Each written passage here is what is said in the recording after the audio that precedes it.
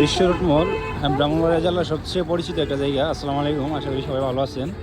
এই যে বিশ্ব রোড, আর এদিকে রাস্তার কাজ চলমান।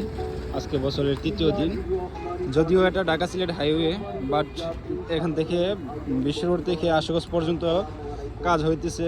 এই আখড়া স্থলবন্দর থেকে আশুগঞ্জ নববন্দর পর্যন্ত যে ইন্ডিয়ান ট্রানজিট রোডের যে কাজ চলতেছে ওইটার আন্ডারে, যা ইন্ডিয়া চৌড়া সুদে ঋণ দিয়েছে বাংলাদেশকে, যার আওতাধীন ইন্ডিয়ান ঠিকাদারের আন্ডারে এই কাজ হচ্ছে।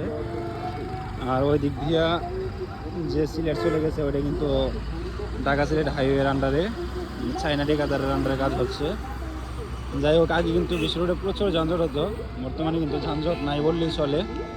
এদিকটায় অনেক আগেই মানে উপর দিয়ে সাইরা দিয়েছিল গাড়ি চলাচল করার জন্য, আর এটাও প্রস্তুত করা হইতেছে, হয়তো দু একদিনের মধ্যেই এদিক দিয়েও ছেড়ে দেবে।